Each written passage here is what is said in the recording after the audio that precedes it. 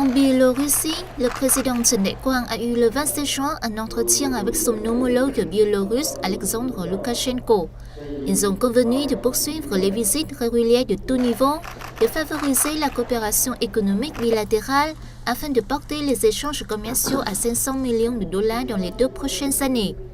Les deux présidents se sont réjouis de constater que la première co-entreprise de fabrication d'automobiles des deux pays a été créée et devrait entrer en activité avant la fin de l'année.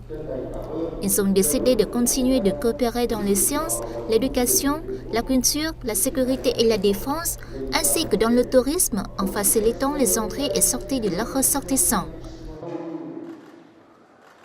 Le président biélorusse a affirmé son soutien à la position du Vietnam concernant la résolution des litiges territoriaux, y compris ceux en mer orientale, par des mesures pacifiques sans utilisation de la force ni menace de l'utiliser, avec la participation de toutes les parties concernées. Il s'est félicité des efforts visant à parvenir rapidement à un code de conduite en mer orientale. Après leur entretien, les deux présidents ont signé une déclaration commune sur le développement d'un partenariat intégral et profond. Ils ont aussi assisté à la signature de 9 conventions de coopération dans la production de véhicules à moteur au Vietnam, ainsi que dans bien d'autres secteurs, dont les sciences et technologies, le sport, la formation et la géologie. En Russie, le président Trần Đại Quang et son homologue russe Vladimir Poutine se sont entretenus le 29 juin. Ils ont affirmé leur volonté de renforcer le partenariat stratégique intégral entre le pays. Le président Poutine a affirmé que le Vietnam était l'un des partenaires prioritaires de la Russie en Asie-Pacifique.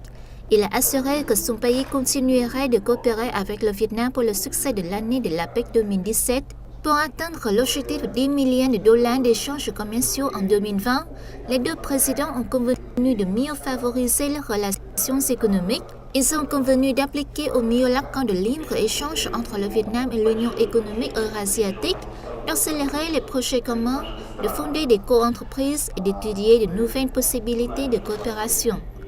Les deux chefs d'État ont également décidé de développer les relations bilatérales dans la défense et la sécurité, les sciences et technologies, l'éducation, la culture, le tourisme, ainsi que la coopération décentralisée. Ils se sont en outre engagés à poursuivre leur coopération étroite au sein des forums multilatéraux.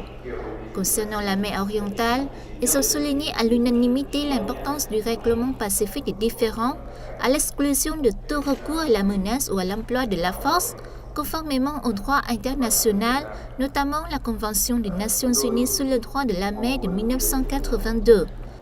À l'issue de leur entretien, les deux présidents ont assisté à la signature de plusieurs conventions de coopération bilatérale, dont un accord entre l'Agence vietnamienne d'information et l'agence de presse russe Sputnik. Les deux pays ont adopté à cette occasion une déclaration commune.